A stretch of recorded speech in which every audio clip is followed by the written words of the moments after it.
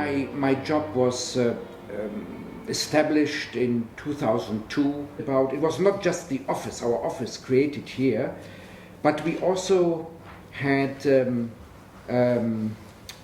observers in all our embassies in Muslim majority countries to look at the trends, the developments within Muslim societies. My prime field of activity is, of course, foreign countries abroad, but still, you are right,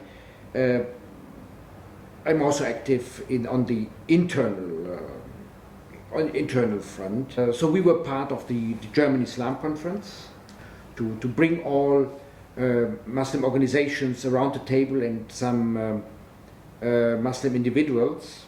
Was this the first time? It was the first time. The idea was to bring them around the table because Schäuble has already said it's the first important politician who has said Islam is a part of Germany. Muslims are a part of Germany. So he started this.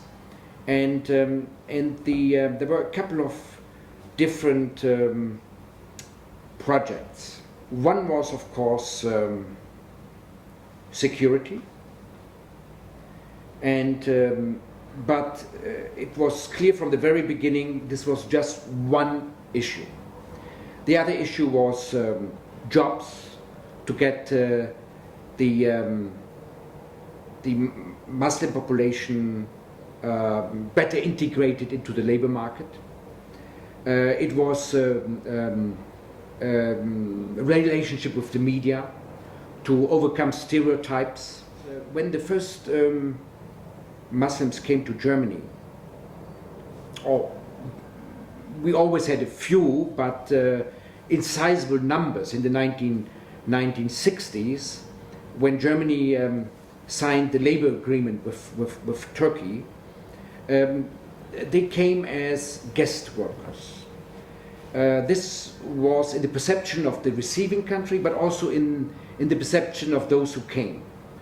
And most came for 2 years, and well, it was contract for 2 years, and then it was planned that they would return, others would come. But this, of course, was not in the interest of the companies. They didn't want to retrain people every 2 years, so they rather lobbied for them to be able to stay for a longer time. And of course, if this is your Heimat, your home. What does Heimat mean? Heimat is a very typical German concept of, it's very nostalgic. It's your home soil, it's everything which constitutes your identity, but in the old concept. Your hometown, it's the town where you were born, and you know exactly when you were born, when you went to school, where you would be buried. Because there was next to the church was the cemetery, and you knew exactly, you could buy even the lot to be buried there. So this is the German concept of Heimat. So time passed, and the second generation was born, the third generation was born, who know Turkey only from visits during summer, who for them it's a vacation site like Mallorca or Spain for many Germans. Their German might not be perfect, but their Turkish is probably, or in most cases, not better. So yes, that's their home, that's their Heimat.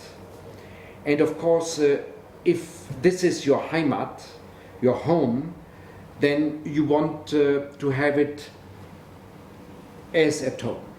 And this includes religious symbols. This includes mosques. So frankly, when I was going to school in the 1960s, I didn't know where the Muslims were going to pray, because there was no mosque visible. They just used big halls for their prayers. But this, of course, changed when this became the Heimat. And when we talk about 4.2 million Muslims, I'm actually thinking much about this term, because I'm not doing justice to all of them. because some might be quite non-religious. And I'm reducing their identity to their religion, which is, I think, totally wrong, totally wrong. And I remember my hometown after 9/11. Those who were referred to as the Turks after 9/11 were referred to as the Muslims. The same people in the same neighborhood. And people didn't have bad intentions. They were still neighbors, friends, but when it was referred to them that, oh, our Muslim friends, and formerly would have said, oh, our Turkish friends.